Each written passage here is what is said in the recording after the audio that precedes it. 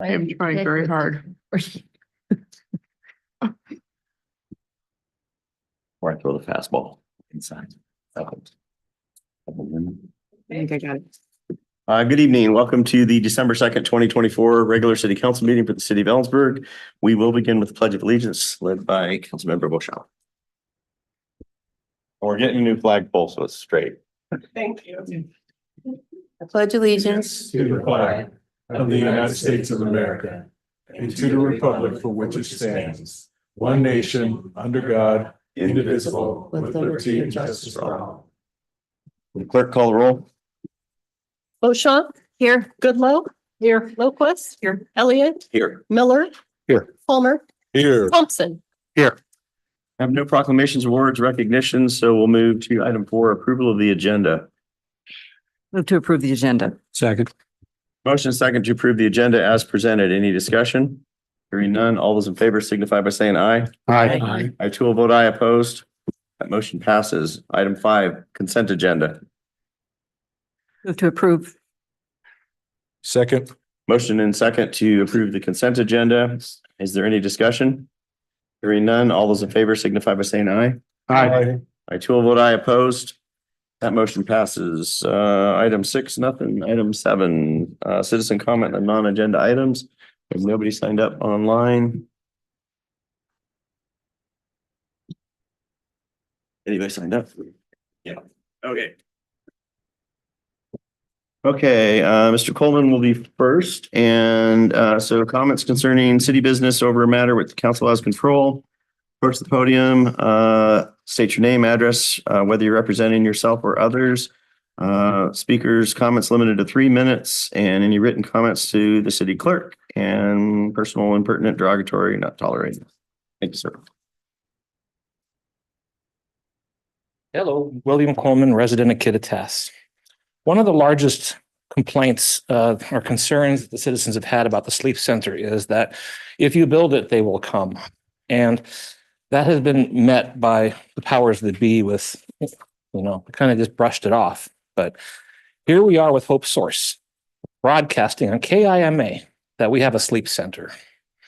And this is designed for our local homeless people, not Yakima homeless people. And this is not cool. What's going to happen when the sleep center is built? Are they going to advertise it then? Let's not do that. It just goes to show that Hope Source's funding comes by more homeless people. So please get a grip on them. Thank you. Okay, Mr. Pearson, and you're signed up to talk about credentials for land ordinances. Thank you. So I do live in Ellensburg. I do represent myself and somewhat my David T. Pearson estate. There is some land just outside the city that pertains to. And the topic, as you've mentioned, I believe in a lot of the documents you have, you require a qualified professional to assess various situations in ordinances that you're writing and have on the books already. And I thought it might be worth a review for those places already designated. I find that upon doing a public information request, it does not show what qualified professional or their methodology established the current designations you have for. We're thinking various kinds of critical areas.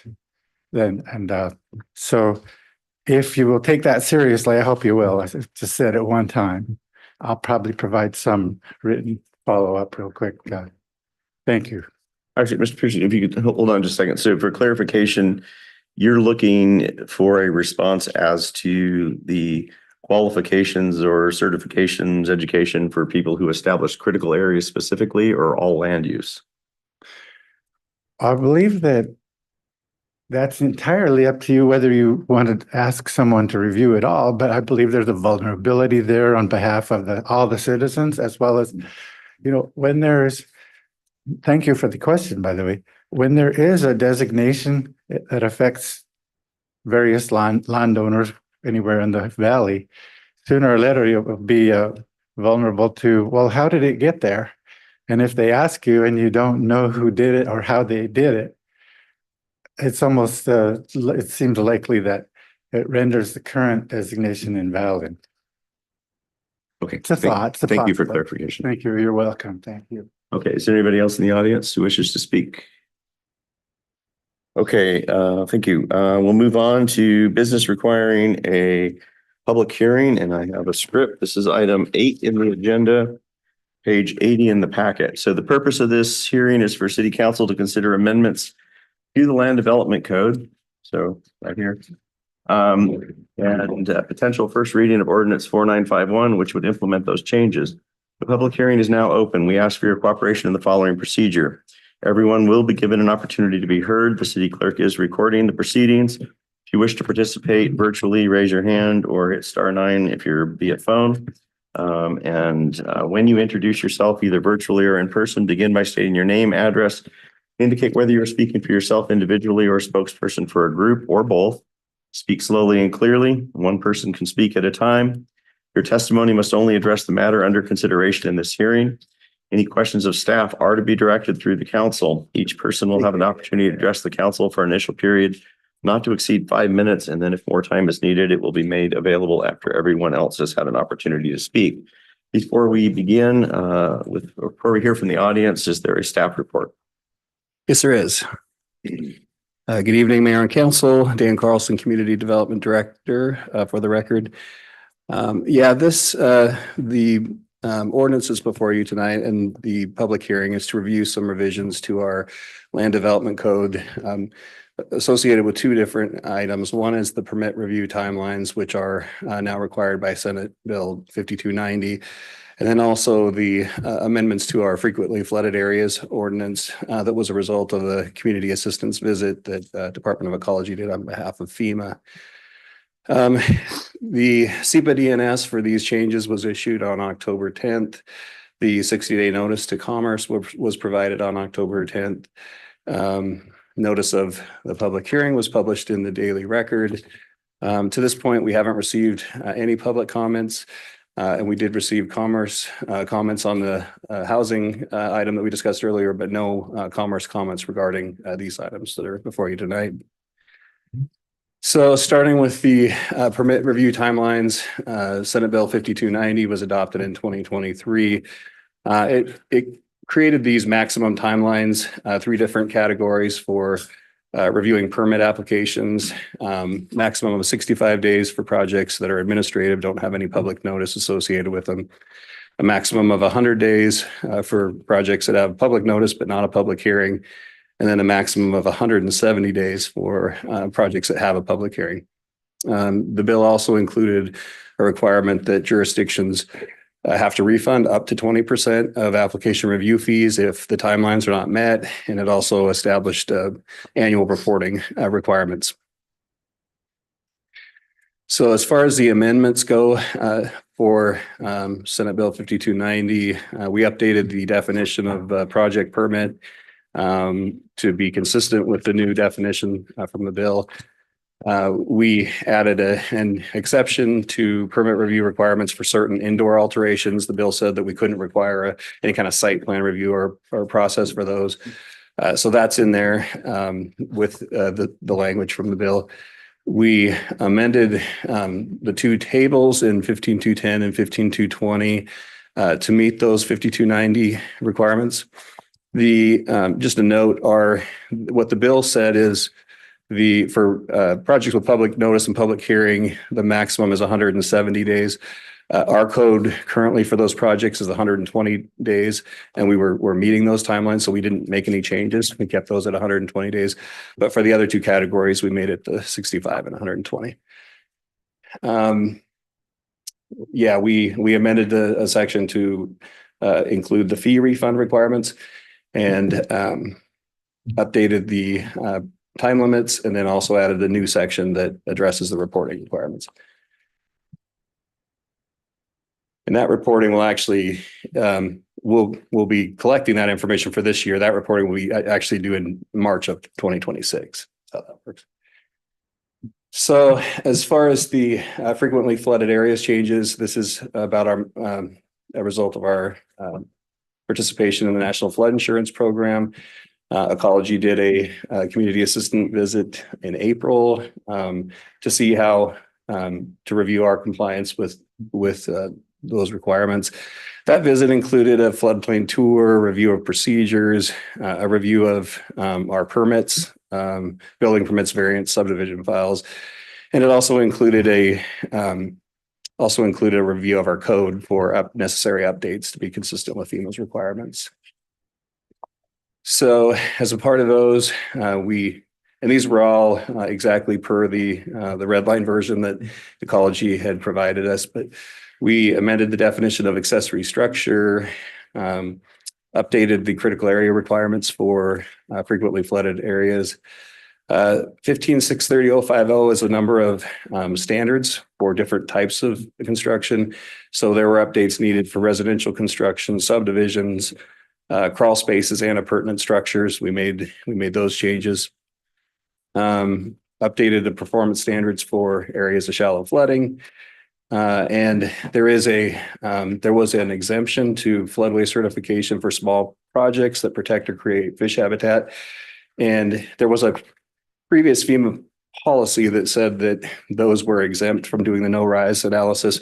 Well, FEMA has rescinded that policy. And so that was the reason for striking that exemption from that requirement. So in order to approve changes to the land development code, these are the three criteria that need to be met, that the amendments are in accordance with the comp plan. They won't adversely affect the public health, safety, and general welfare, and are not contrary to the best interests of the property owners of the city. So the amendments are consistent with the goals and policies of the environmental chapter, as well as Senate Bill 5290. They would assure development review timelines, prevent losses from flooding.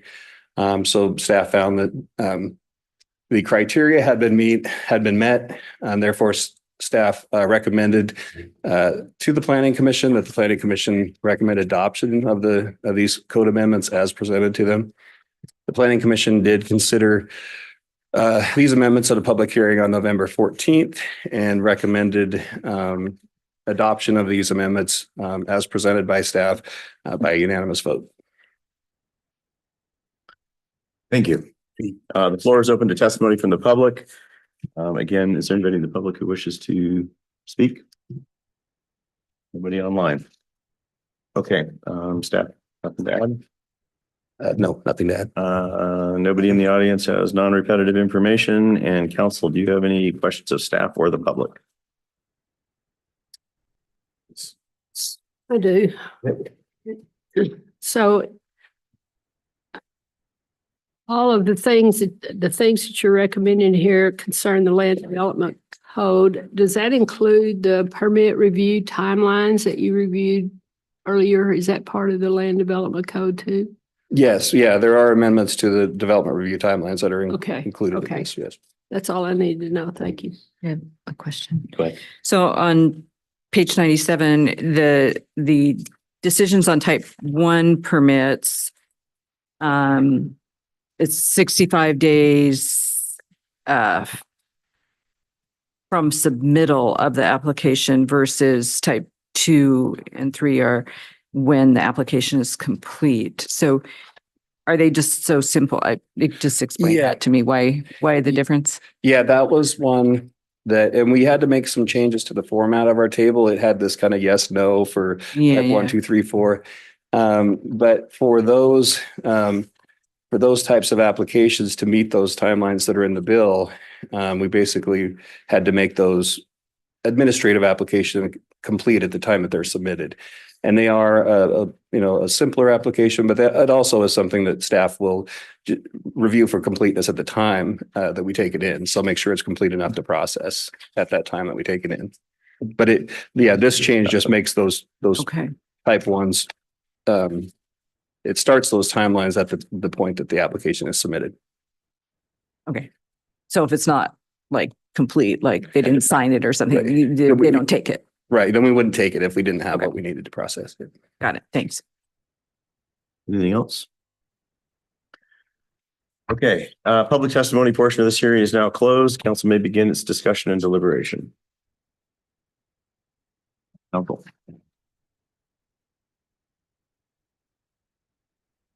Their name and history. I'll move for approval of land development code amendments and conduct first reading of ordinance 4951. Second. We have a motion and second to approve the proposed amendments to the land development code, which includes first reading of ordinance 4951. Is there any discussion? Hearing none, all those in favor signify by saying aye. Aye. Aye. I too will vote aye. Opposed? That motion passes. An ordinance relating to the City of Ellensburg Land Development Code, Title 15, amending Chapter 15.130 definitions, amending Chapter 15.210 permit review process types, amending Chapter 15.220 permit review procedures, and amending Chapter 15.630 frequently flooded areas. Thank you. Thank you. Thank you. Item 9A is ordinance 4948 traffic code revisions, potential second reading and adoption. Good evening, Mayor and Council. Derek Mayo, City Engineer. Before you tonight is second reading of ordinance 4948 with proposed changes to Title 8, the traffic code.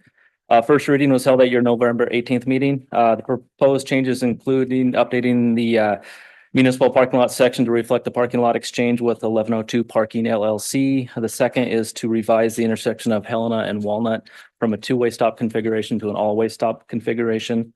And the last revision is to reduce the speed limit on Finning Road from Vantage Highway to Radio Road from 35 miles an hour to 25 miles per hour. With this, staff was happy to answer any questions, but staff recommends council consider second reading and adoption of ordinance 4948. Council, questions of staff? Is there any comment from audience members? Nothing online as well. Council. Mr. Mayor, I move second reading and adoption of ordinance 4948 relating to our traffic code. updates. Seconded. Motion second to conduct second reading and adoption of ordinance 4948 traffic code revisions. Is there any discussion? Hearing none, will the clerk call the roll? Beauchamp, Yes. Goodloe, Yes. Lowquist, Yes. Miller. Aye. Palmer, Aye. Thompson, Yes. Elliott. Yes. An ordinance of the City Council of the City of Ellensburg, Washington relating to Title 8 traffic and amending sections of the Ellensburg City Code as listed in the ordinance. Item 9B, page 130 in the packet. This is ordinance 4949. This is potential second reading and adoption of complete street codes updates. Good evening, Mayor and Council. Derek Mayo again, City Engineer. Before tonight's second reading of ordinance 4949 with proposed revisions to the Complete Streets Ordinance, section 4.05.050. First reading was held at your November 18th meeting. The proposed changes includes revisions to the design criteria for the chapter. The first is to include the NACTO Urban Bikeway Design Guide in the list. And the second change is to update the reference that calls out the non-motorized transportation improvement plan to change that to the city's active transportation plan that was adopted 3 or 4 years ago. So with that, staff recommends council consider second reading and adoption of ordinance 4949. Questions of staff? Comments from the audience? Nobody online as well, council. Mr. Mayor, I move conduct second reading and adoption of ordinance 4949. Second. We have a motion second to conduct second reading of ordinance 4949, which is the Complete Streets Code update. Is there any discussion? Thank you for making that change in D. You're welcome. Thank you. Any further discussion? Hearing none, will the clerk call the roll? Beauchamp, Yes. Goodloe, Yes. Lowquist, Yes. Miller, Aye. Palmer, Yes. Thompson, Yes. Elliott. Yes. An ordinance of the City Council of the City of Ellensburg, Washington relating to Title 4 Public Works and amending section 4.5.50 of the Ellensburg City Code. Okay, item 9C, page 133. This is ordinance 4950. This would be potential second reading of the 2025-2026 biennial budget. Good evening, Mr. Mayor and Council. I'm Keith Bassett from the city's finance department. As I mentioned at your last meeting before first reading of the ordinance, the 2025-2026 biennial budget serves as a financial plan and is memorialized as a key policy document for the city for the next 2 years. It reflects our city's overall direction, goals, and objectives, and conveys to our citizens council's vision to meet ongoing community needs. Although national economic forecasts are uncertain, the city's long-term revenue picture remains stable. However, continued inflationary pressures on labor, materials, equipment, and projects require adaptive response to balancing this biennial budget. The 2025-2026 biennial budget totals approximately $127 million per year across all city funds. Meeting or exceeding the statutory requirements for biennial budgeting in code cities such as ours, the 2025-2026 biennial budget development began in the first half of 2024. Staff and leadership across the organization engaged to produce a budget that responds to the limitations of today and chart a sustainable path for the next 2 years towards the vision of this council. To date, you have held 3 formal public hearings on the details of this budget and 2 revenue workshops that have been open to public comment, both at the department or fund level and also overarching citywide. This budget includes application of tools from the so-called fiscal toolbox that means we're budgeting and managing towards specified service levels, new revenue opportunities and fee changes, efficiencies, and use of one-time revenue included in this budget. This budget does preserve most public services, positions the organization to meet upcoming workload, and funds meaningful investments across the facilities and infrastructure of the city. Details of each item, funded and unfunded, are included in Table 1 of the agenda report, which starts on page 136 of the agenda packet. There were a couple of errors that were identified and corrected since first reading. Most notably, expenditure authority in the water utility fund is reduced by $900,000 in 2025 and $500,000 in 2026 to reflect the anticipated cost of meter replacement and implementing advanced meter infrastructure. That's now included in Table 1 and corrected at the correct expenditure authority in Exhibits A and B. The other most significant error correction includes interfund revenue in the general fund reduction by $75,000 for 2026. Although it does not change the contents of the budget ordinance, the budget now contemplates the governmental fund COVID relief federal grant allocation will be obligated and expended in 2024 instead of 2025, with dollar for dollar general fund balance moving forward to 2025 to meet the designated purposes. This is the best administrative way to achieve the identified objectives for those COVID relief dollars, and it's consistent with how many other local governments are handling this at year end. The proposed biennial budget is balanced, and all reserve fund balance targets have been met for 2025 and 2026. At a minimum, this budget will be back before you for the statutorily required mid-biennial review in the second half of 2025. Staff recommends a motion to conduct second reading and adoption of Ordinance 4950, adopting the 2025-2026 biennial budget. I'd be happy to answer any questions. Thank you. Council questions? And is there anybody in the audience who wishes to speak? Nobody virtually, nobody in the audience. Council? Mr. Mayor, I move second reading and adoption of ordinance 4950, adopting the 2025-26 biennial budget. Second.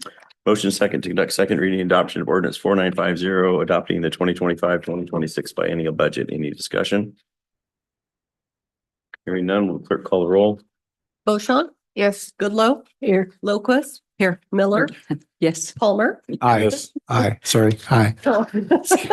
Slow on the draw. Sorry.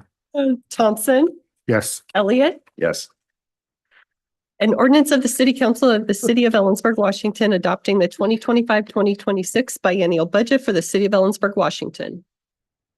Item 9D, proposed ordinance 4952. This would be first reading of the 2023-2024 biennial budget amendments. Good evening again, Mr. Mayor and Council. Keith Bassett with the city's finance department. This proposed ordinance updates the 2023-2024 biennial budget to reflect changes in operational requirements and adjustments to capital project plans since the last supplemental in July of this year, along with other modifications to the biennial budget as proposed by the city manager. Many of these items have been approved by council and have required budget adjustments in order to be implemented. And this ordinance will officially authorize those expenditures in support of those changes and program adjustments.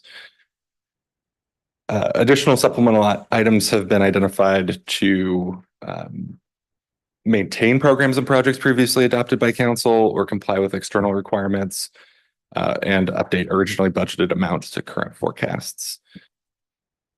The amendments in the proposed ordinance include updated revenue forecasts and beginning fund balances as appropriate, and maintain the anticipated 2024 ending fund balances within the fund balance policy thresholds.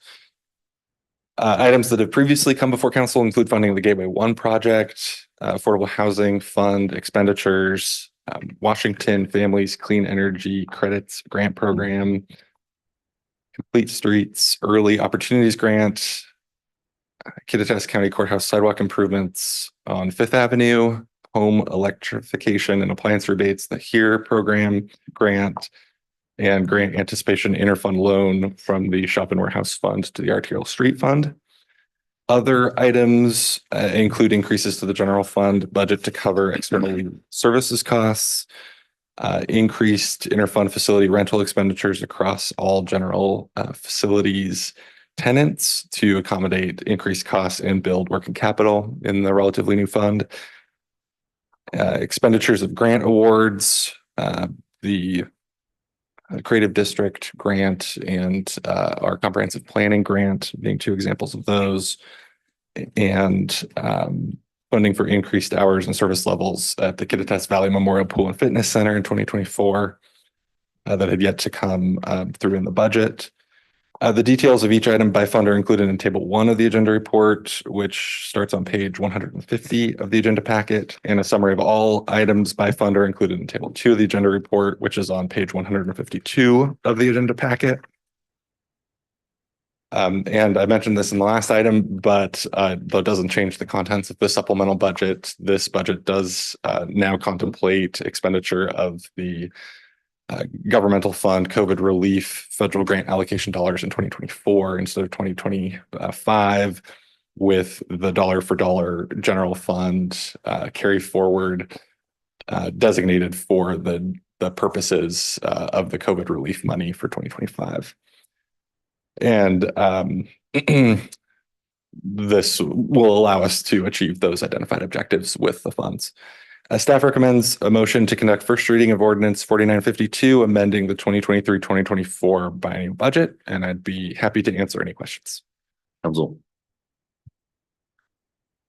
Seeing none, are there any comments from the audience? Okay, so we're looking for a motion for 4952. Motion to conduct first reading of ordinance 4952, amending the 23-24 biennial budget. Second. Motion second to conduct first reading of ordinance 4952, which would amend the 2023-2024 biennial budget. Is there any discussion? Hearing none, all those in favor signify by saying aye. Aye. Opposed? That motion passes.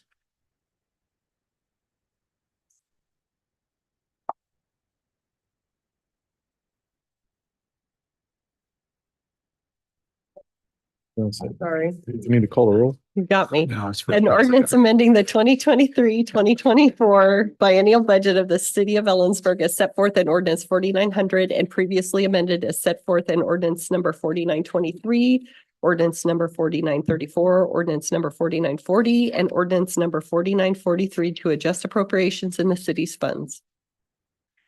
Okay, item 9E, page 157. This is a resolution 2024-30, City of Ellensburg personnel policies. Good evening, Mr. Mayor and members of council. Lisa Young, HR Director for the City of Ellensburg. I have for you tonight Resolution 2024-30 to update the personnel policies. A resolution is submitted to council when the personnel policies of the city need to be amended. This resolution, if adopted, will update the existing policies for travel authorization, business and travel expense reimbursement, tuition reimbursement, employee training obligations, and training and other programs reimbursement. Personnel policies 5.7, 5.8, and 6.5 refer to Appendix A when they should actually refer to the travel and expense reimbursement sections of the finance policies, which are separate from the city's personnel policies. If approved, these policies would be amended with the correct reference. The city's policy on tuition reimbursement, 6.3, does not limit how many employees may be reimbursed at any one time and does not require an employee match. Policy 6.4, employee training obligations, only requires that an employee stay employed for 1 year to avoid a prorated repayment of the tuition reimbursement dollars received. In addition, the current policy does not place a limit on tuition costs. While the city values employee growth and development, the city has limited resources available to contribute towards employees' formal education expenses. The amendments proposed by this resolution will limit the reimbursement amount to 50% of tuition costs with an annual maximum equal to the Internal Revenue Service limit for tax-free reimbursement in place at the time the employee's application is approved, which is currently $5,250 per year. These changes would apply to non-represented employees upon approval of this resolution with a grace period of 12 months for those who have a current approved and active tuition reimbursement agreement. Represented employees will be notified of the effective date of the revised policies after an opportunity to bargain is provided to their unions, with the exception of Teamsters Local 760 police contract, which already has language pertaining to tuition reimbursement. The financial impact of this update will actually reduce the amount of tuition reimbursement paid per employee per term and per year. And this will provide the ability to require repayment of reimbursements paid to an employee should they leave employment within a specific timeframe based on the amount of the tuition reimbursement paid or training dollars expended. Staff recommends approval of the resolution as presented, and I'm happy to answer any questions. Council, questions of staff? Yeah, just one real quick clarification on the tuition reimbursement in terms of the 50%. And this is currently the 5,250. So that would mean somebody would need to have $10,500 in tuition to then receive the 5,250. Correct. Perfect. Thank you. A question. And I've discussed with the manager and I'm not sure what the answer is, but on the repayment scenario, the separation scenario where an employee leaves service and owes the city money. Is it, what I was thinking is, ideally, if that person has accumulated PTO, that the deduction would be made as part of the settlement. Is that legal or is that possible? Well, we will have a reimbursement agreement for the tuition benefit. So part of that allows deductions from final payroll. So the answer is basically yes. Okay, that's what I figured. It would be cleaner that way. Thanks. Not that that'll ever happen. We won't ever have anyone leave. We never have employees leave. Okay, thank you. Thank you. Any other questions? Comments from the audience? Okay, motion for resolution 2024-30. Motion to adopt resolution 2024-30, updating the personnel policies as presented. Second. Motion second to adopt resolution 2024-30 for personnel policies. Is there any discussion? Hearing none, all those in favor signify by saying aye. Aye. We'll vote aye. Opposed? That motion passes. Item 9F, page 165. This is resolution 2024-32, which involves VIVA contributions. After the fact, that was there. I've been saving up for you. Again, Lisa Young, HR Director for the City of Ellensburg. I have for you Resolution 2024-32, providing special VIVA contributions for 2025. The city is joining the Association of Washington Cities Employee Benefits Trust to provide medical, dental, vision, and employee assistance program benefits to eligible employees not covered by another plan, and provide premium rate stability for the 2025-2026 biennial budget and beyond. The plan designs offered through the AWC are very close to the city's current plan designs, but there are a couple of primary differences involving the out-of-pocket max and the prescription copays. As a self-funded plan, the city has seen sizable increases in medical and pharmacy claims, which have caused multiple years of double-digit premium increases. As we near the end of 2024 fiscal year and prepare for the 2025-2026 biennial budget, has become apparent that it is less economically feasible for the city to maintain a self-funded health and benefits plan. The city has researched other available benefit options for 2025 and determined that joining the AWC Benefits Trust will provide rate stability over time and also a slight premium decrease for 2025 compared to our anticipated 2025 self-funded premium rates. The city selected plans that are most comparable to our current plan designs. However, the AWC medical plan has a higher out-of-pocket maximum, moving from $2,000 to $3,000 per year, and the prescription drug tiers have higher copays. After analyzing the data, it appears that these increases will not result in a significant impact to the majority of employees and their families. However, this resolution, if approved, will provide an increase in VEBA contribution of $50 per month or $25 per pay period to non-union employees for 2025 only to help with any additional out-of-pocket health expenses incurred by employees. A VEBA, which is a Voluntary Employees Beneficiary Association plan, is a tax-exempt trust funded by the employer to help employees pay for eligible medical expenses. Additionally, it will provide the same VEBA contribution for employees covered by the OPIU collective bargaining agreement for 2025, absent a separate memorandum of understanding. The city is currently engaged in negotiations with IBEW Local 77 as the current contract expires 12/31/24, and the impact of the change in health plans will be discussed. This resolution, if approved, will also authorize the city manager to execute all contracts, interlocal agreements, or other documents necessary to terminate the city's self-funded plan and implement the new health insurance plans with the AWC, Navia, which is our FSA, and Amwins Humana, which is our Left One retiree plan. All actions taken before the effective date of this resolution by the city manager and human resources director or their designees that are consistent with the terms of this resolution will also be ratified and confirmed. The cost of the special VEBA contributions for 2025 is included in the 2025-2026 biennial budget ordinance and is estimated as follows. The general fund subtotal would be $48,000, which is significantly reallocated to other funds, and the grand total for all funds is $105,600. Staff recommends approval of the resolution as presented, and I'm happy to answer any questions. Questions of staff? Comments from the audience? Council? Move to adopt resolution 2024-32, providing special VEBA contributions for 2025. Second. We have a motion second to adopt resolution 2024-32, which provides additional VEBA contributions for 2025. Is there any discussion? Hearing none, all those in favor signify by saying aye. Aye. I too will vote aye. Opposed? That motion passes. Item 9G, page 169. This is resolution 2024-33, which would be a pay plan for non-represented employees. For the record, Lisa Young, HR Director for the City of Ellensburg. I have before you resolution 2024-33 to establish the 2025 pay plan for non-represented employees. A pay resolution is submitted to the council for consideration each year. The resolution, if adopted, will establish the fiscal year 2025 pay scales for non-represented employees. Annual step or merit increases for non-represented employees will be available in 2025 for those who are not at the top of their pay grade. This resolution includes position changes currently identified for 2025. Human Resources and the city manager completed a review of the Consumer Price Index CPI data using all urban consumers CPI-U West class size BC for June 2023 to June 2024.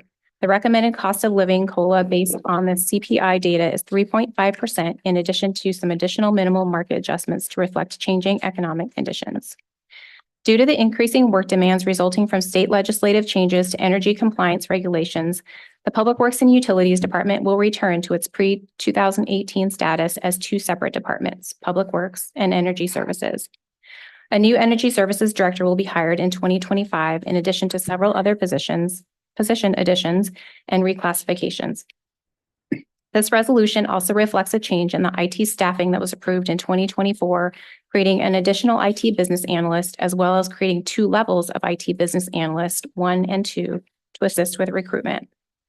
Recreation leaders in the Parks and Rec Department will be categorized as DRS eligible, which will help reduce the administrative burden to ensure we are following the Department of Retirement Systems rules. The estimated financial impact of the fiscal year 2025 pay resolution, excluding minor market adjustments, is as follows. General fund subtotal of $155,772 which will be significantly reallocated to other funds with a total estimated impact of $252,557. The cost of these adjustments will be spread across the various funds that support employee wages and benefits. Expenditure authority is included in the 2025-2026 biennial budget presented to you tonight. Costs for administrative and internal service functions will be charged to beneficiary funds via the standard budget and accounting procedures. The minor market adjustments require changes to the expenditure authority in the budget ordinance and will be included in the first 2025 supplemental budget. Staff recommends approval of the resolution as presented, and I'm happy to answer any questions. Questions of staff? Went from the audience. Council. I'll move to adopt resolution 2024-33, approving the 2025 pay plan for non-represented employees. Second. With motion and second to adopt resolution 2024-33, which establishes the 2025 pay plan for non-represented employees. Is there any discussion? Hearing none, all those in favor signify by saying aye. Aye. I too will vote aye. Opposed. That motion passes. Item 9H, resolution 2024-34. This is page 179 in the packet. And this is to talk about AWC benefit. Lisa Young, HR Director for the City of Ellensburg. I have before you Resolution 2024-34, approving an interlocal agreement with the Association of Washington Cities, or AWC, to join the AWC Employee Benefit Trust. To improve premium rate stability, the city is joining the AWC Employee Benefit Trust for Medical, Dental, Vision, and Employee Assistance Program. This resolution and interlocal agreement are required by the AWC Trust to join their program. Since 2010, the city has maintained a self-funded health insurance program, which includes medical, prescription, dental, vision, basic life, employee assistance program, short-term disability, long-term disability, as well as voluntary life and accidental death and dismemberment, and flexible savings accounts for medical and dependent care. The Association of Washington Cities offers an employee benefit trust, which provides health insurance benefits for over 280 cities and special purpose districts. The AWC Employee Benefit Trust has had a long history of single-digit rate increases, which will provide rate stability for the city and its employees into the future. If approved, this resolution and interlocal agreement will complete the administrative requirements to allow the city to offer medical, dental, vision, and EAP to our non-union, IBEW, and OPIU employee groups through the AWC Employee Benefit Trust, as well as provide EAP to all regular city employees who have Teamsters benefits or who are not benefit eligible. There is no additional cost to join the AWC Employee Benefit Trust since we are already members of the AWC. There are no plan administration fees aside from the cost of providing access to the Employee Assistance Program for employees who are not eligible for other benefits, which is approximately $3,100 per year, for the administration of a flexible spending account plan, which is approximately $1,400 per year. The plan cost for 2025 will actually be lower than the projected 2025 plan costs for the current self-funded plans. The premium decrease varies depending on how many dependents are enrolled, and the amounts to approximately $625,000 in reduced costs to city funds for 2025. That figure includes top-line savings of $354,610 to the general fund, of which approximately half is partially reallocated to the other funds. The anticipated bottom line general fund savings for 2025 is approximately $250,000. And with that, staff would recommend approval of the resolution and the interlocal agreement as presented, and I'm happy to answer any questions. Questions of staff? I don't have any questions, but I would just say this is a big deal. This is congratulations. Kudos to everyone on staff who's involved in channeling us into the AWC pool. It's a huge cost savings for the city and a significant improvement, I think, in what we can offer. So well done. Comments from the audience? Council. It's a sponsor. Okay. I move adoption of resolution 2024-34, authorizing the city of Ellensburg to enter into the interlocal agreement with the Association of Washington Cities Benefit Trust. Second. Motion second to adopt resolution 2024-34, which approves the interlocal agreement between AWC and authorizes us to join the AWC Employee Benefit Trust. Is there any discussion? Hearing none, all those in favor signify by saying aye. Aye. I too will vote aye. Opposed? That motion passes. Item 10A, page 197, renewal of Kittitas County Corrections interlocal agreement.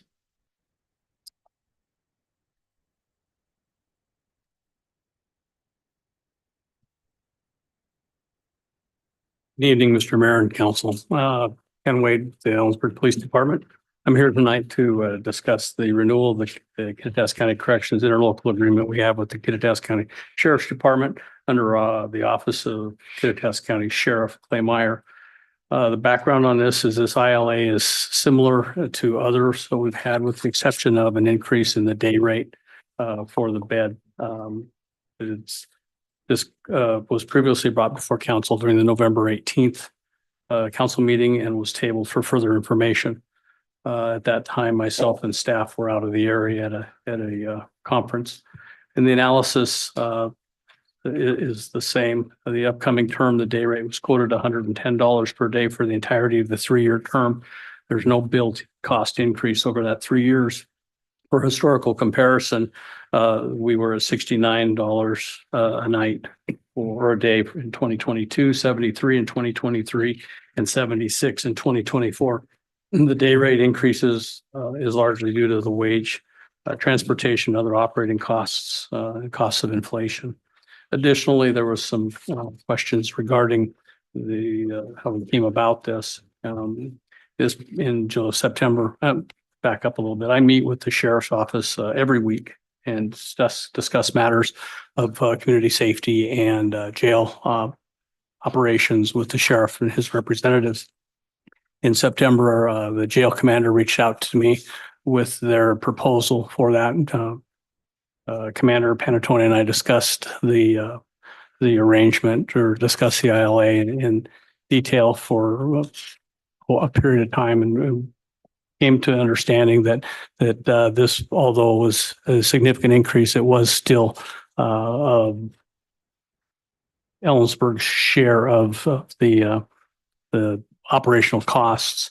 The jail runs at approximately $168 a day per person to break even, and so we're getting it at $110. By comparison, there's other jurisdictions. The city of Issaquah is low as at $110, as high as in Eastern Washington with Spokane, which is $275 a bed. Built into this ILA is also an arrangement that if we have inmates that are not able to share a room, that we would then incur the cost of the entire $220 per bed. This is something that we have been doing about the last, well, through the term of the last 3-year agreement. So, and those clients or those inmates are based upon the set standards. They're aggressive. They become a risk to other inmates and to jail staff. There were some additional questions that were raised by council that are inmate spending on average. The Ellensburg Police Department's inmates spend about 16.5 days per stay. During 2023, our inmates accounted for 5,222 billed bed dates, and we account for 30% of the total occupancy at the jail. And that's not surprising when given City of Ellensburg has approximately 61% of the overall NIBRS reported crimes in our county, and we account for roughly 70% of all of the arrests in Kittitas County. Although the increase is substantial, it should be recognized that the county did not substantially increase their rates over the previous 3 years. And again, the current cost per inmate for the county is $168 a day. The jail does not offer a discount rate for inmates staying less than 30 days or more than 30 days. And the purpose behind that is that after the 30-day period of time, they're still coming off of medications. They're still coming out of their crisis. So they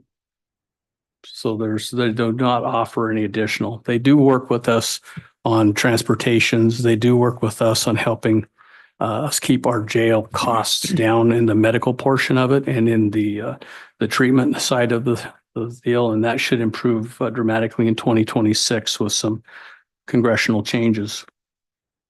The new day rate represents a 41% increase in costs for the upcoming contract.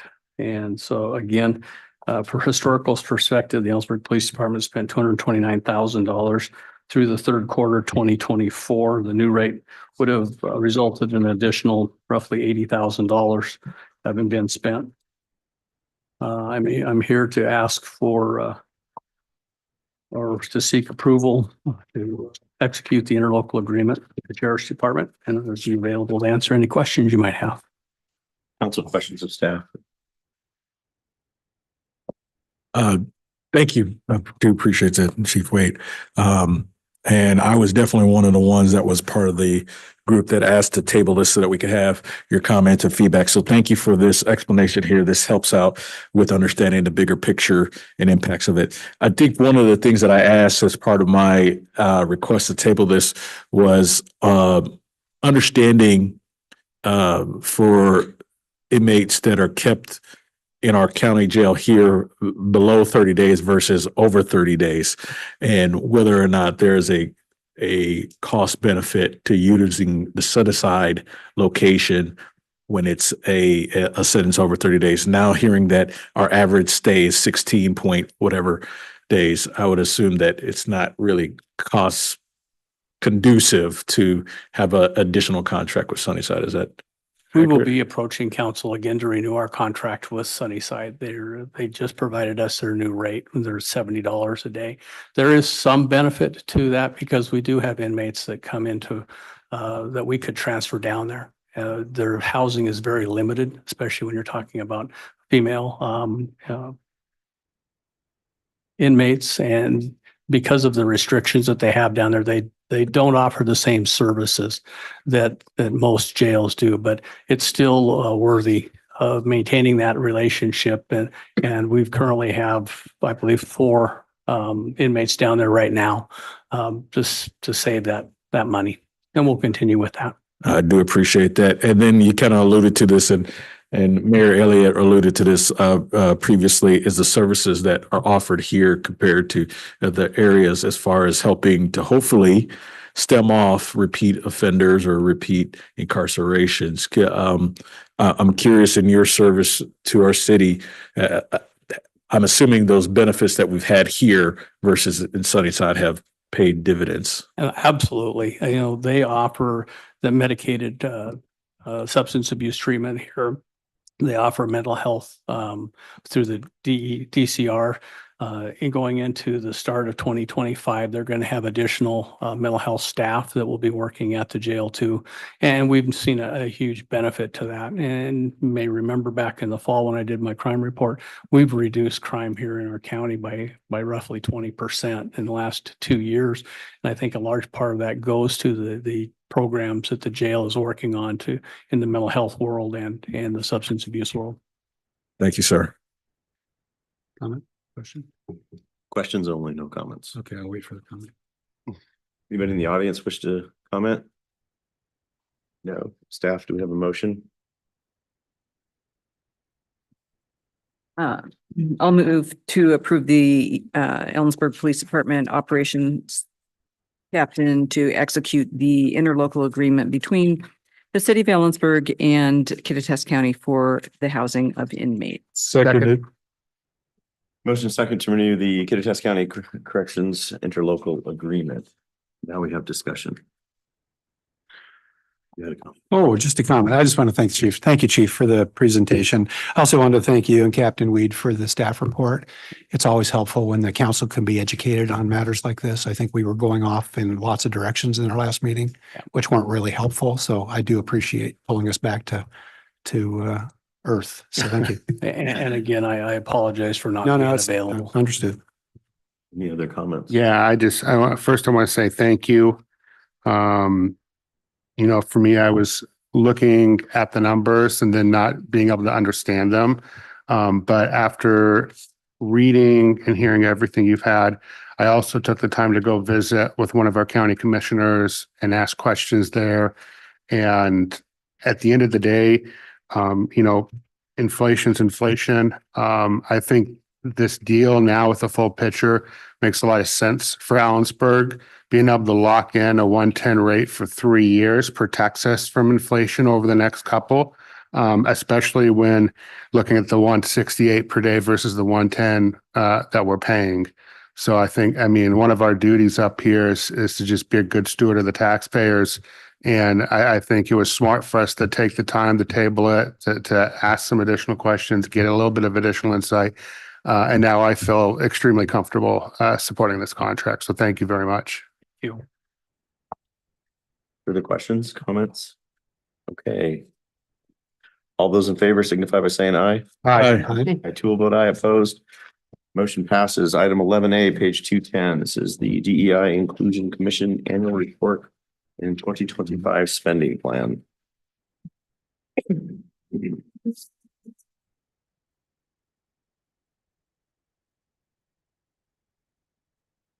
Not that one.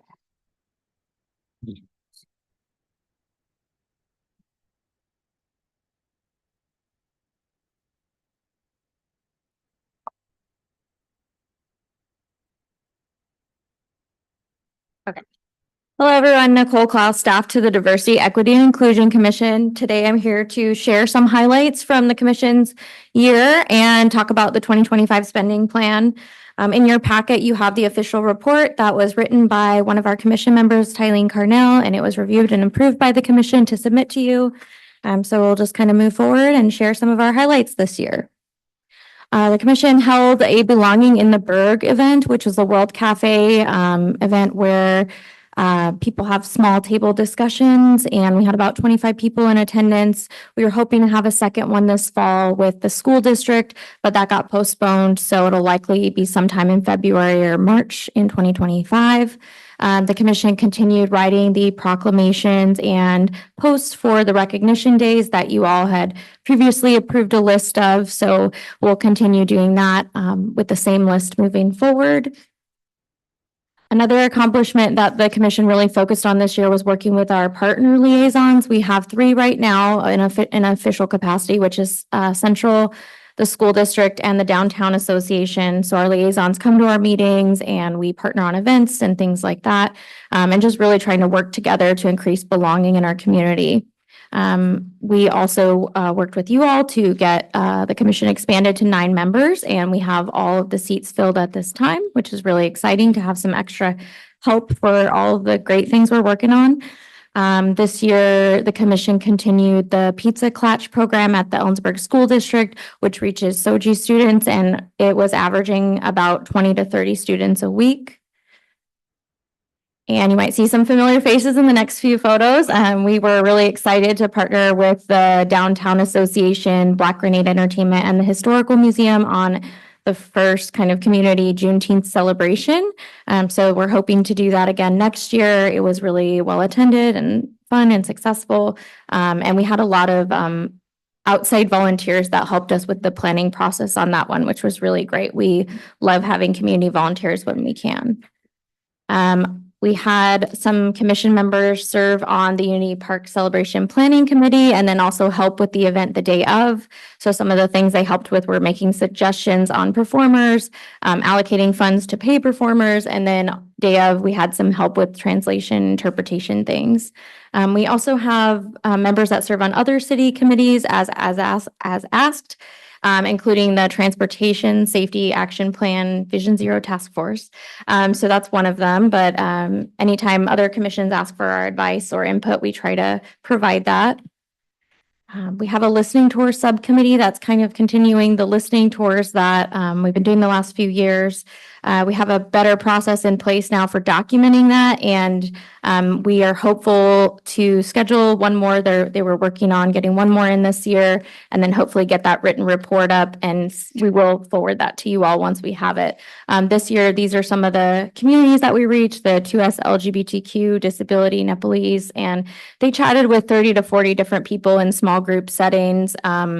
If you're not familiar with the listening tour style, it's anonymous, so we're not taking notes on people's names or ages or identifying things. It's really just kind of asking questions about how people feel they belong in Ellensburg. Are they included? How are they feeling about things? And in general, I think a lot of the feedback they've heard has been positive, but there's obviously always room for improvement. So we'll definitely get that report to you once the subcommittee finishes that this year.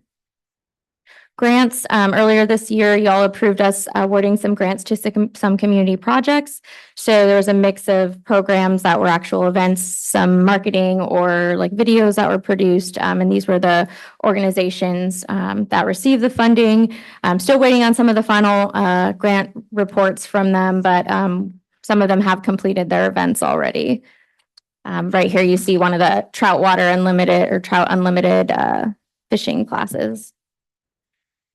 Moving forward into next year, they'd like to budget the $10,000 as you see on the screen. That's what we have in the budget. We'd like to continue the listening tours and the Pizza Clutch program. For events, they're hoping to do multiple world cafes, continue the Juneteenth celebration, and really looking to utilize this wonderful space we have in the downtown now to have kind of a multicultural day with working with the farmers market, hopefully, and bringing something into the park. So that's really just in the initial discussions at this point. The commission will be talking more and hoping to get more community partners for something like that.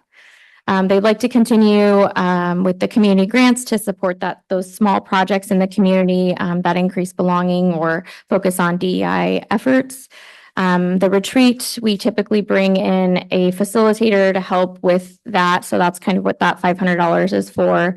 Administrative supplies at $300 is for, sometimes we have to do translation of posters or purchase supplies, paid ads, things like that to get word out about the events. And then they wanted to put $300 into just kind of set aside for new opportunities that may come up or new programs, or maybe there's an opportunity to bring a speaker to town. So they just wanted to have that available. So yeah, that's what we have planned moving forward into 2025. So we're recommending that council accept the 2024 commission, DEI commission annual report and the 2025 spending plan. And I'm available for questions. We also have our commission chair Goodlow here and a member from one of our commission members here too. Also questions of staff or commission members? I just have a quick question. On your listening tours, you said it's exactly that. You don't keep any record of anonymous, but you know who you reach then. So the subcommittee will pick a group they want to reach out to, and typically it's a specific marginalized community they're reaching out to, and they work with their contact to kind of arrange that group. And then they are taking notes there, but not notes that would identify an individual. So like not a name or age or like specific demographic information. It's more just some of the questions they ask are like, what are some examples of how you feel welcome or unwelcome? And then they just take notes. And so we do keep track of what's said at each session in terms of, in a general sense, but just not identifying features. That would be like, Councilmember Beauchamp was there saying this. Right. Okay. Thank you. Yeah, I've got a question on, I want to understand Pizza Clutch. I've done a bit of reading and please correct me if I'm wrong at any point. My understanding from their literature is that it's essentially once a week pizza. Right now it's at Ellensburg High School. Correct. I believe the letter on the agenda said roughly between 20 and 30 students as regular attendance. One thing I also read was the confidentiality portion of the program.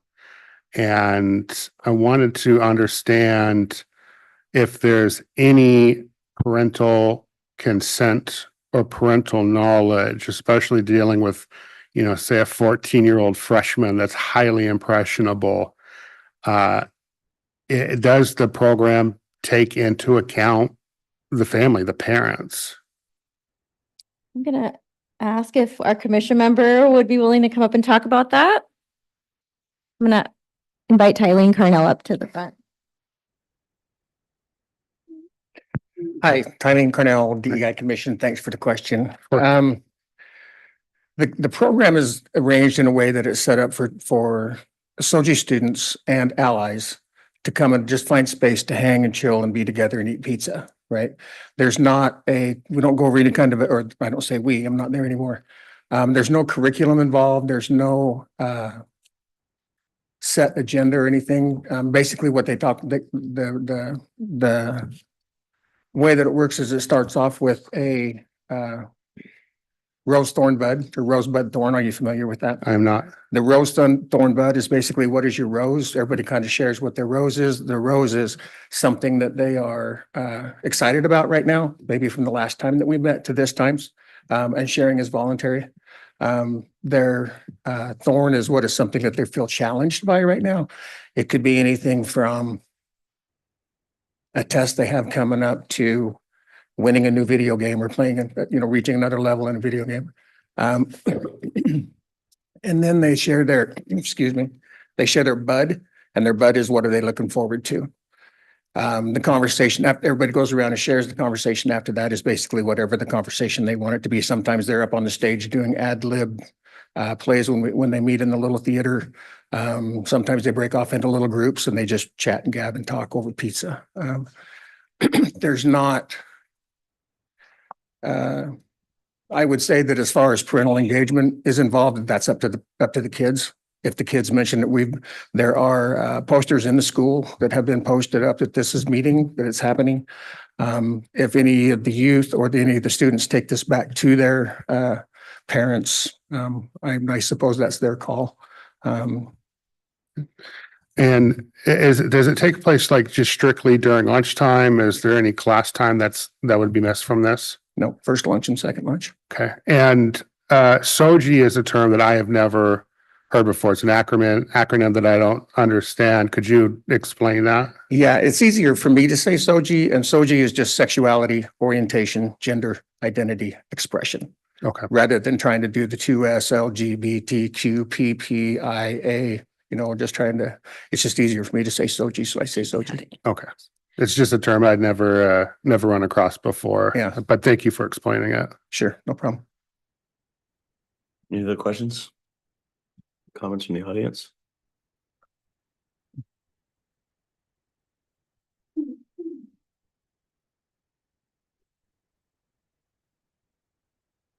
Good evening. My name is Candace Comfort, and my family and I live in the Ellensburg School District. My kids will attend Ellensburg High School when the time comes, should we choose for them to go there, but that is our choice and no one else's because we are their parents. As their parents, my husband and I have the honor and responsibility of looking out for their best interest, and we take that very seriously. That is why I'm here tonight. It has been brought to my attention that the City of Ellensburg DEI Commission has asked City Council to approve $1,400 for the 2025 year for listening tours in the community and for the Pizza Klatch program at Ellensburg High School. For the Pizza Klatch website, Pizza Klatch is a support group for LGBTQ+ youth and their allies that is held in classrooms during lunchtime. They state their groups are a place where youth build community and friendships that extend outside of school grounds. They also state in their vision that Pizza Klatch will help youth, meaning minors, to easily access resources as they explore and develop their identities. The legal definition of a minor is a person who is under the age of the majority in their state or territory. In Washington, that age is 18. And the reason I use the legal definition is to show it has to do with the legal system and has ramifications, especially considering we're talking about a public school. To continue, their website states, for confidentiality purposes and the safety of all PK students, facilitators can only share meeting room information with students directly, meaning we would not be able to share this specific info with a parent, guardian, etc., to pass it on to your loved one. So the ones that love you the most won't have this information shared with them. This is categorically wrong to do. City Council has no right to make decisions that could directly affect my children who are minors and anyone else's children. To allow and fund a group of people from outside of school to come in and facilitate talks with minor children about things sexual in nature, such as sexual orientation, as well as creating connections outside of school grounds, is dangerously irresponsible, especially without the knowledge of parents, and I don't condone such a choice or behavior. If a minor child must have permission from parents to play a sport, this is all from City of Ellensburg, the school district. Excuse me. can be pulled from sexual health education instruction by their parents, which we have right here as well, or must have a signed form by the parent for authorization for an emergency medical procedure. Parents must give consent for their children to be involved in something so consequential as this. While sexual orientation and gender expression or identity are a protected class, that only means students must all be treated the same in school, but does not allow for or excuse doing things with minor children without parental consent. Voting yes to give public funds to Pizza Clutch or not having the additional $5,000 DEI has asked for monitored to know where it is going and if it will be used in our public schools opens the city of Ellensburg up to litigation. City Council has no place in making decisions that are for parents and parents alone. Thank you. Any other comments? Online? I can't see the online. Okay, council.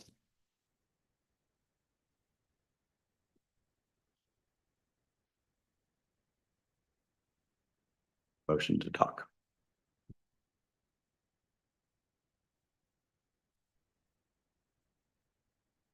I will get the ball rolling by making a motion to accept the Diversity, Equity, and Inclusion Commission's 2024 annual report and approve the 2025 spending plan. I'll second. We have a motion to accept the DEI's annual report and approve the 2025 spending plan. Discussion. I would like to, now is the correct time to make a motion on the motion that's You can like make an amendment. amendment, excuse me, amendment.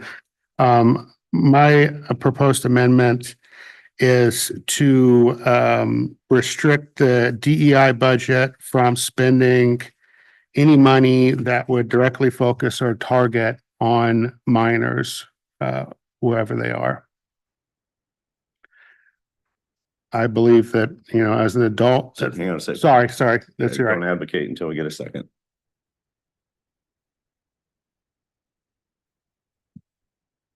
Okay, might want to reword that.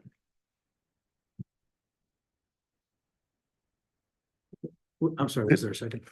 No. Then I would tighten up the amendment to removing dollars for Pizza Clutch at Ellensburg High School.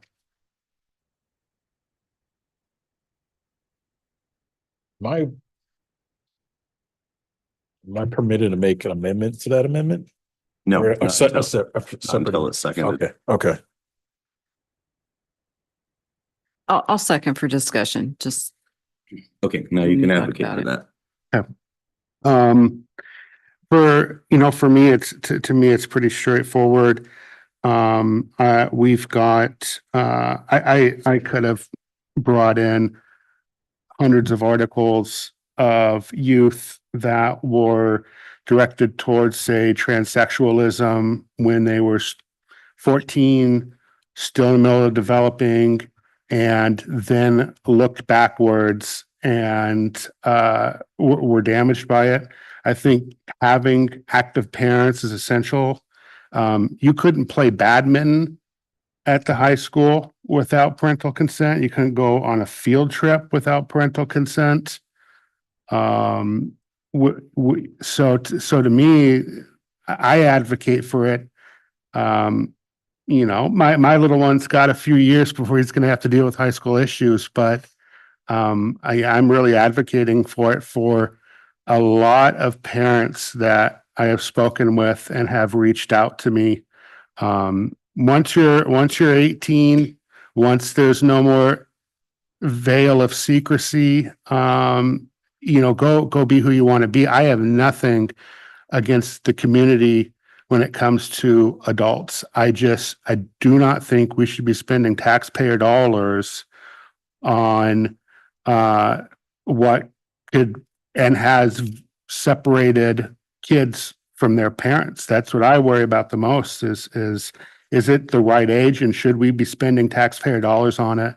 And I know I'm not the only one in this community. I've heard from a lot And I'm hoping to get support on this, this now very narrow amendment on, let's not take our public tax dollars and put it into high schools in a format that's confidential, especially with the subject matter of sexuality and orientation. I don't think I think a 14-year-old should be worrying about a math test at that age, not worrying about their sexual orientation. So that's my discussion. Well, just as the person who seconded it, I guess, kids hang out with their friends at lunch without parental consent. Sure. We also have lots of studies that show that 14 to 18 is an incredibly vulnerable time and everyone is exploring their sexuality, whether, in one form or another, whether they're heterosexual or homosexual. It doesn't, whatever their sexuality is. And it is, if we can save a suicide by creating a space for belonging, it's probably worth that amount of money. I'm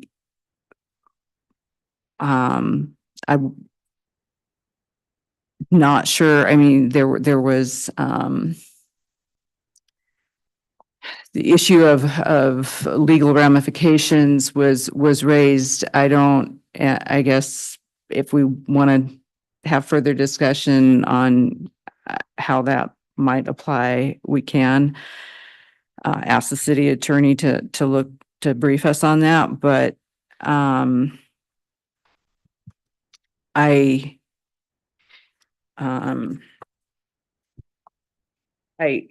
I understand parents want to be involved with their children, and they don't want secret stuff going on.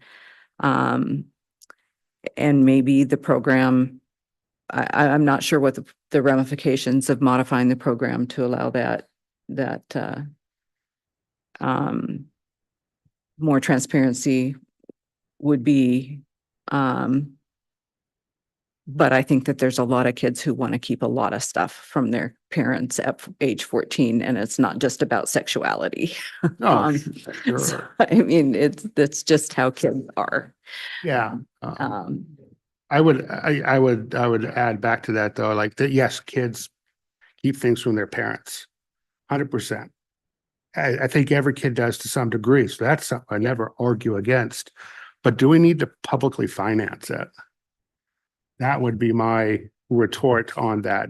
Do we need to publicly finance something that can be so central to a child's development from their parents? This is why a lot of parents are terrified of sending their kids to public school. This amongst a bunch of other things. At some point you can't protect a kid. They go out into the world. I know that I'm going to hit that point with my little one, that they're going to walk out that door someday and they have to start being their own person.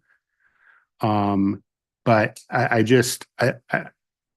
don't think it's the right place for public funds to help a child hide something. I think it's about mental health. What? But it could be on mental health on both directions. We have the kids that get diverted down a path and then highly regret it, especially when you start dipping into medical transitioning, stuff like that. And so it is about mental health, because those kids get really hurt too. Okay, I have to I'm going to talk as a parent of a transgender child on this one. And I certainly wish that we had had something like this for my child. Came from a home that was totally accepted. So we didn't have that issue where we had to not talk about it in our family. But there are a lot of kids that can't. And I don't think that that's $1,400 a year, like Nancy said, for these kids to hang out and have friendships We are not making them transgender. We're not turning them homosexual by having a place for them to gather and feel safe. Now, if that means they're going to hear some things and do so, but they know it's a safe space where they can have that expression. And for it to be public funds, I mean, it's not a school sponsored event. And so I just think that you're going down the wrong path by not thinking that this is a great space for these kids to engage.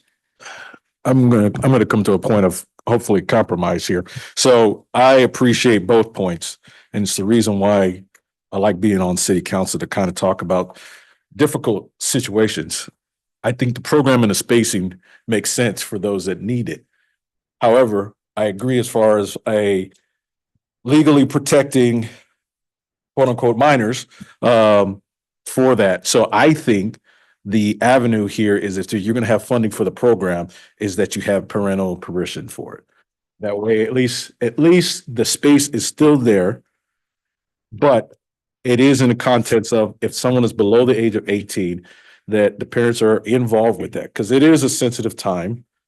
There are a lot of decisions to make, and I can understand from a student's perspective as far as there are some things that they want to keep confidential from their parents. So what's the legal in the state? Hang on a Okay. sec. So I'm on the amendment, yes, it's only on the amendment. okay. So I'll restrict it and hold it for what was already proposed. So Okay, so we have an amendment proposed. Is there any more discussion specifically on the amendment? We'll continue the conversation. when we get to Understood. the bigger issue. Could you restate the amendment, please? The amendment is to accept the plan and approve the budget excluding the $1,400, correct? That's correct. That was seconded. Any further discussion on that amendment? Hearing none, so this is in favor of excluding the $1,400. If you say aye, all those in favor signify by saying aye. Aye. Opposed? hey, Hi. No.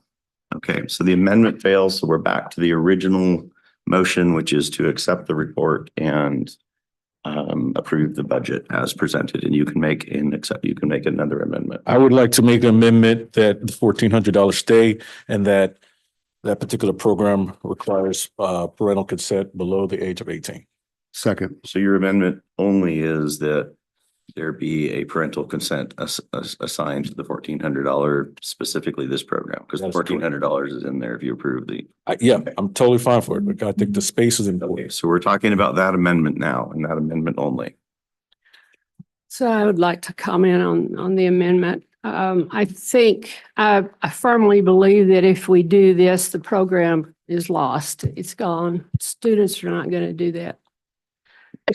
They're not going to ask for parental permission to go to the Pizza Clutch and have lunch with their friends and talk. If there's many parents that are upset about this program, as you say, they're not going to give it in the first place, and that's going to cause a whole raft of other issues. But I just think I appreciate the fact that it is kind of a middle ground place. And if you decide to do it, they could give it a try, but I think the program will die. Kids won't come, or they'll come and not tell their parents. Further discussion on the amendment. So I don't know the legalness of this, but I'm thinking it's about age 12 that a child is allowed to be separated from their parent. I'm not positive on that. It's not separate from your parents, and at what point medically can a child say, I don't want my parent in the room? I don't think it's 18. Emancipation. Emancipation is Right. the only way, and it's any pregnant female over 13, and then you have to go through the process for anybody else. Okay, I wasn't sure on the legal standpoint of that. So we're back to parental consent, and we're talking about that amendment to this motion. So we're going to vote on the amendment. The amendment is to require parental consent for specifically the Pizza Clutch program at Ellensburg High School. Voting in favor of it means that that's a precondition to participation in the program, or a precondition for the money to be given for the program. All those in favor signify by saying aye. Aye. Let's do a roll call on this because this might get close. So roll call for aye. Boshaw, No. Goodlow, No. Lowquist, No. Miller, No. Coleman, Yes. Thompson, Yes. Elliott. No. Okay, we're back to the original motion. I would like to offer potential, I mean, and now maybe that ship has sailed because we voted down taking the money out, but if there's a concern about public funding, it could be privately funded. I think we could raise money to privately fund it if it's that controversial. But I was going to say, if we move away from a hard restriction on this, I appreciate the comments about parental permission and how that might actually have the opposite of the desired effect in terms of steering kids away from these sort of safe spaces. But I wonder in general, and I didn't ask the question earlier, but as far as when this program was conceived, was there any conversation about not seeking permission from parents, but just informing parents that this is an ongoing event? And, and I don't know that would be, it's not parental permission, but I think it's reasonable that the parents of all Ellensburg High School students be informed that this is an activity that occurs on campus. That's I am not sure of the answer. to Well, that I'm not sure how question. widespread the I'm not notification on is. campus enough to know how Yeah. they advertise their clubs and events. And that's all I'm saying. I'm not saying, it's not really that, I don't believe it's the city council's place to set all the rules for all the clubs on campus, but I think given the comments made, I think parents would like to be informed. The simple fact is, if there's a parent out there that strongly objects to this, they're going to make it known to the school. And that's an individual situation for the parent and the school to deal with, I suppose. That's about the closest I can come to it. I can comment that we've been doing this for 2 years, 3 years. Colleen, how long have we been doing the Pizza Clutch? 3 years?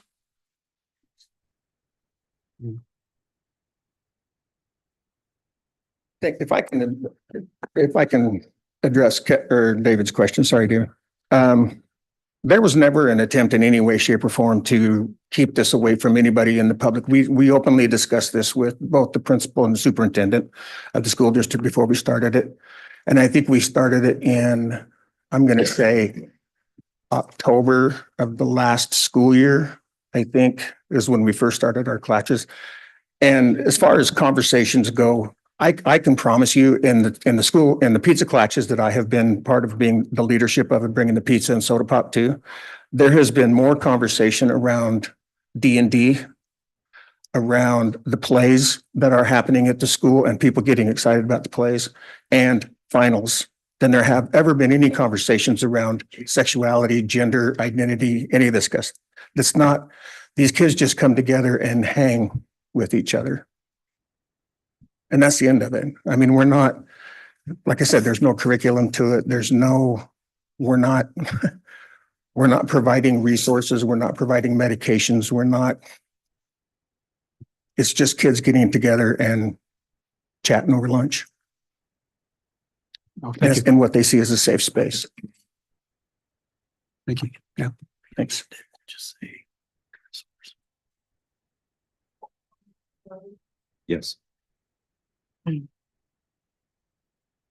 I'll just, and maybe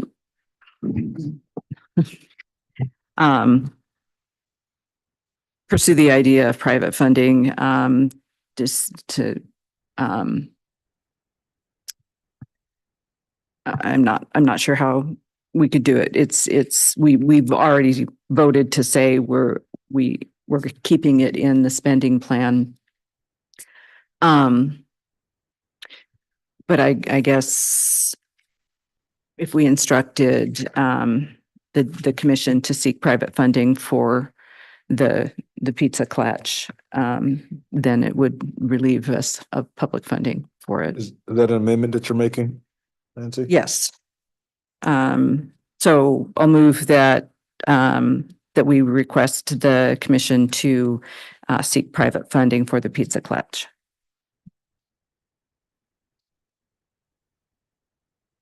I second that. Yes. I second it. It just removes the city from the appearance of overriding parental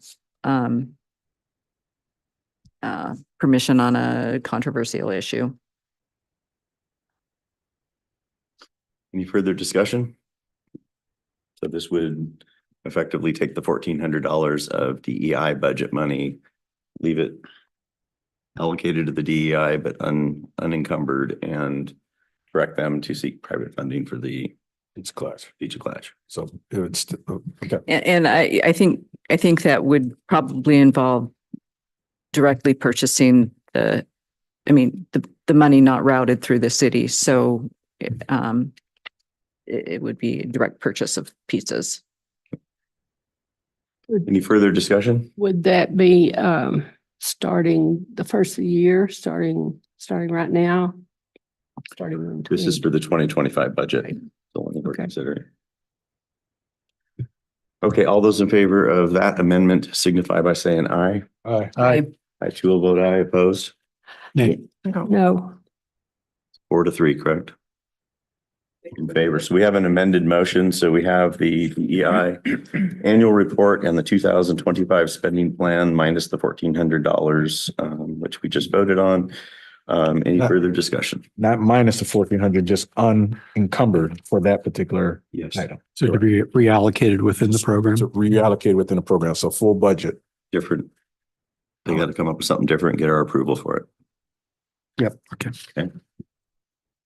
Okay, so we're going to take a vote on the amended motion. All those in favor signify by saying aye. Aye. Aye. Who will vote aye? Opposed? No. No.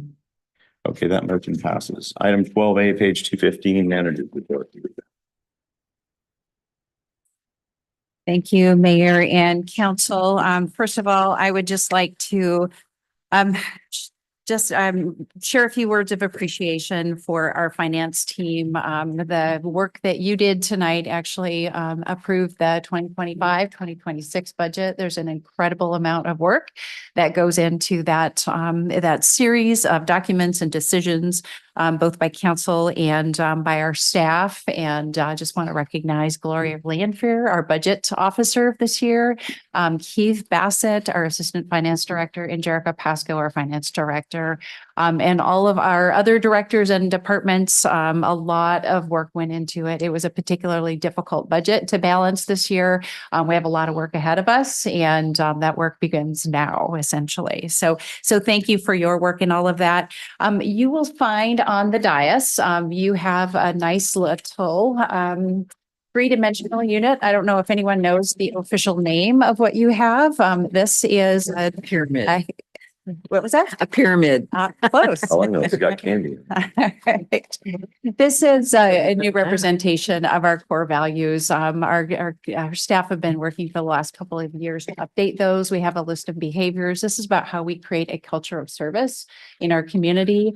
The short version is we serve our community with courage, compassion, and conviction. The easy reference is we work hard, we care, and we do the right thing. And so we'll continue to work these into how we hire folks, how we promote folks, how we onboard folks into the future as well. So we updated the website with those, and each of the new staff will be meeting with me. We'll be talking about those values, and they'll get one of the tetrahedrons was the official term for that. So that we'd share that with you as well. There are a couple items in the manager's report. One of those highlights the police department's collaborative work with a number of agencies to help kids in need, to make sure they have wraparound services. And we'll ask the police to come back early in the year to talk a little bit more about this. They're rolling this out. And so far it has some great reception and has already started helping kids We also have a rumors and questions form on the city website. Just a reminder, sometimes people are hearing things out in the community and they say, I have this question. They can actually submit a quick question, and then we'll provide them an answer. And some of those common things we get, we'll actually post those as well. So it's just a dependable place for people to go to ask questions. It's on our city website. We are entering the winter months, and just a reminder, there are, make sure to shovel your sidewalks and help your neighbors. And and I'm going to use this number loosely, when it comes to snow removal, we have a policy that we get over 3 inches before we start doing our full-on snow removal. As a reminder, a few years ago, our staff did an analysis, and to do snow and ice removal for a 24-hour shift, several years ago, it was about $25,000 a day. I can tell you that's up significantly higher.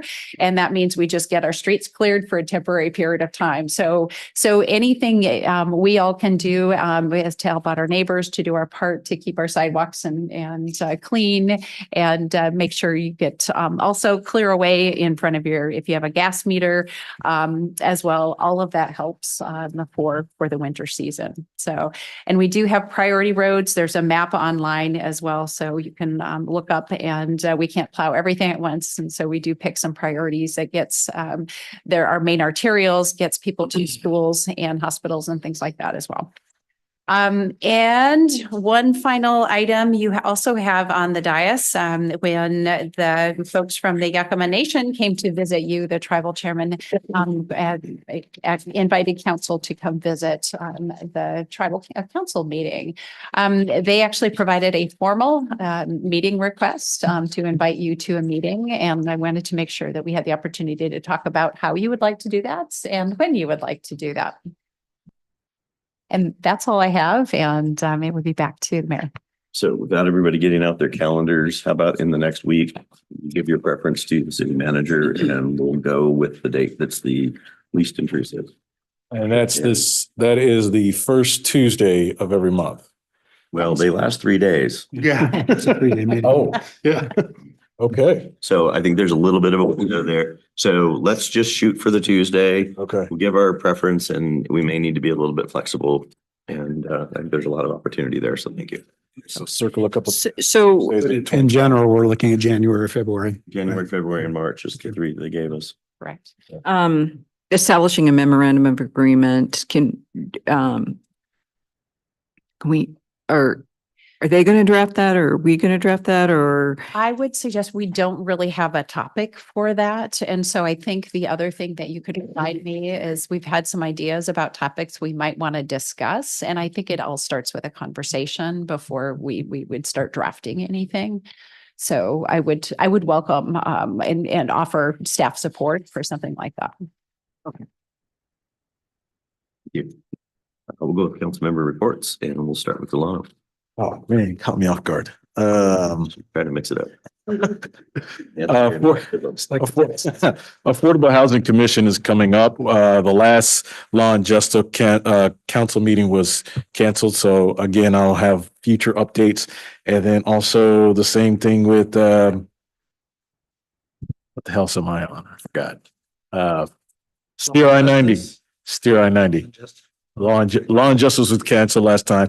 So all three of mine are future planning. So I'll have updates later. Nancy, good luck. I have no report. Josh. Yeah, so my one board and one commission meeting that were to be held in the last 2 weeks, both are canceled. So nothing there. There are a few things that I'm doing just to continue to learn. I've arranging a tour of the jail. I figured with the contract, it was important to go and meet people and see what's going on and just become educated even more. So I'm going to be doing that. Also arranging a time to go and visit the cold weather shelter. I'd like to see how that's going. And so far what I've heard has been very good. So I'm looking forward to that. And I've got here in the next couple of weeks, I'll be setting up another ride along. When I started, I said I would do one every quarter, and this will be the fourth. So first year, knocked them out. They're always great. I mean, our police department's just absolutely phenomenal. I learn so much every single time I do a ride along. So I'll be doing that. And it's December, and so probably by next council meeting, I'm going to be handing out the Dutch butter cookies again, like I did a year ago. Heidi did a great job in helping me distribute them around. It was a lot. It was a couple of boxes of cookies. It's a lot of cookies for 200 plus people. So they will be out and about, and please enjoy them if you see them. That's it. Sarah. I don't have any report other than I was able to go to the Ellensburg Downtown Association's annual meeting and awards. And it was a great night to recognize some of the small businesses in the downtown core and all the volunteers that put their time in there. So that was fun. And then Moments to Remember and the tree lighting at Unity Park this past Friday was phenomenal. And it was just another example of Unity Park just bringing our community together. So it was just good stuff happening. David. No report. So I attended a Fish and Wildlife Recovery Board meeting. The reservoirs are low, but we've had a good start to building that snowpack. Steelhead runs were above the 10-year average, and kind of mixed results for some of the other runs. Environmental Commission was canceled. Utility Commission, they said they expect BPA power rate increases. I attended a Zoom meeting with the state parks on the Palusta Cascades Trail. They just kind of ran through their list of projects that they completed last year and what they hope to complete this next year. Kittitas Depot is on that list, and a culvert by Fenning Road that was done. I also attended the Braver Angels depolarization workshop, and that's all. I'll focus on some work we've been doing through economic development and the idea that we may be able to sort of line up some, I guess energy is the wrong term to use, but the work that we need to do in our forests to get them healthy again involves significant harvest of biomass, and the possibility that we may be geographically located and have the right partnerships to potentially create some industry associated with that type of harvest, but also potentially some power generation. So we're starting to work on that. So that's pretty cool. We are going to go into 2 executive sessions, both involve possible litigation or litigation. Do I need to say any more? No. What's that? Yeah, I was going to ask that. 12 minutes. 12 minutes for both. 12 of them. That's precisely. pretty precise. Oh, can you read the article? No action, just adjournment when we're done. I want to say we got an incredible amount of business done in an hour. Yeah, this is effective, very efficient.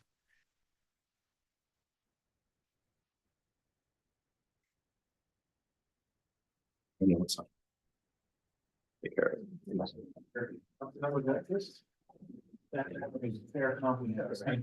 Oh, you're welcome. Thank you, Mr. Brown. I would recommend that, but also. Yes. Yeah, they're whole thing. Yeah. Thank you. So you said the last name. Oh, yeah. C O M M O. Oh, I know, and it's Candice with a C. Yeah, thank you. CANDICE. Okay. I wanted to make sure I got her name correct. My great grandma used to call me Kansas. Like whatever. Close enough. Yeah. We can't yell at grandma for that. I know. Yeah, well, no, that's great. Thank you for coming. Yeah, thank you. Yeah, you did great. Thanks. I hate public speaking. I get nervous. I shake. Oh, I'm I know. surprised I didn't turn red. Like Believe me, I've done all kinds of things. Like the over changes. Oh, yeah.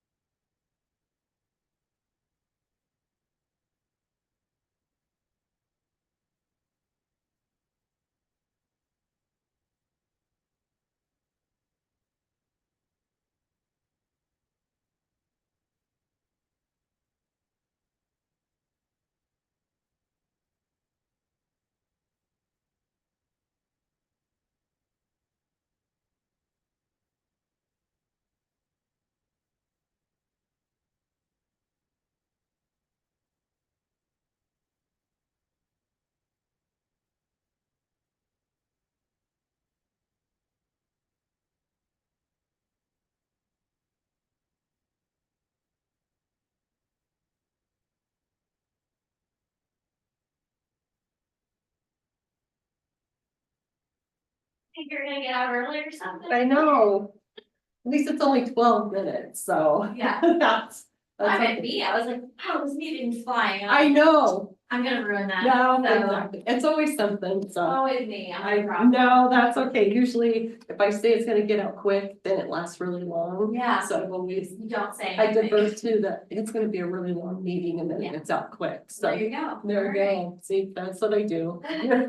Well, thanks for all your Okay, work, have a great evening. Me too. We'll talk to you later.